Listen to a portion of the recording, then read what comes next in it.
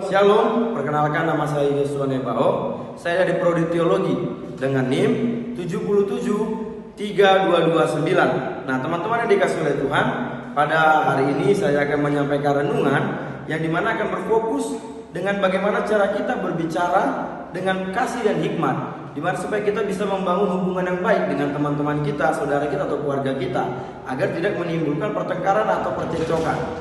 Nah, dari ayat, saya mengambil ayat yaitu Kolose 4 ayat 6, di mana di situ mengatakan, hendaklah kata-katamu senantiasa penuh kasih, jangan hambar, sehingga kamu tahu bagaimana kamu harus berbicara atau memberi jawaban kepada setiap orang. Nah, teman-teman dikasih oleh Tuhan, saya tadi mengatakan kita harus memiliki perkataan yang penuh kasih.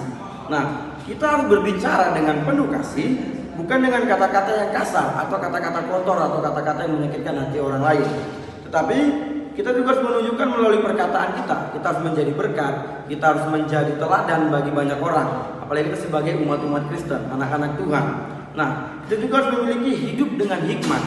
Kita juga dipanggil untuk hidup dengan bijaksana, terutama terhadap orang-orang yang di luar sana. Kita harus berkomunikasi dengan baik, kita harus berkomunikasi dengan menyenangkan hati mereka, bukan kita menyakitkan hati mereka. Kita harus menggunakan hikmat dari Tuhan untuk kita menyampaikan kasih itu kepada teman-teman kita.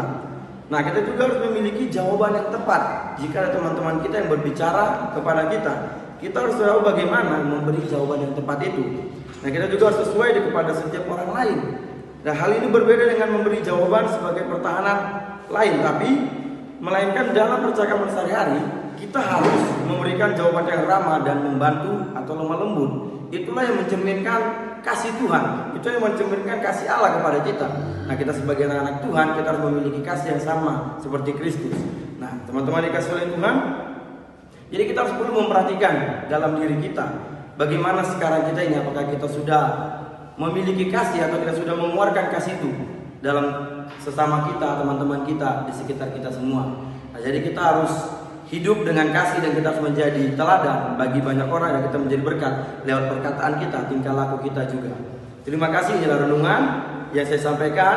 Biarlah renungan kita ini menjadi berkat bagi kita semua. Shalom. Jadi kita sudah berbicara tentang kasih, menjadi berkat atau mengeluarkan perkataan-perkataan kasih. Nah, sekarang saya mau memberitahukan kepada teman-teman komunikasi verbal dan non-verbal secara teologis atau dalam pelayanan gereja. Nah, dan keduanya ini sangat penting. Karena apa? Karena komunikasi verbal mengacu pada firman Allah dalam Alkitab. Tetapi sedangkan komunikasi non-verbal adalah manifestasi atau kehadirannya melalui tindakan atau bahkan kehidupan kita.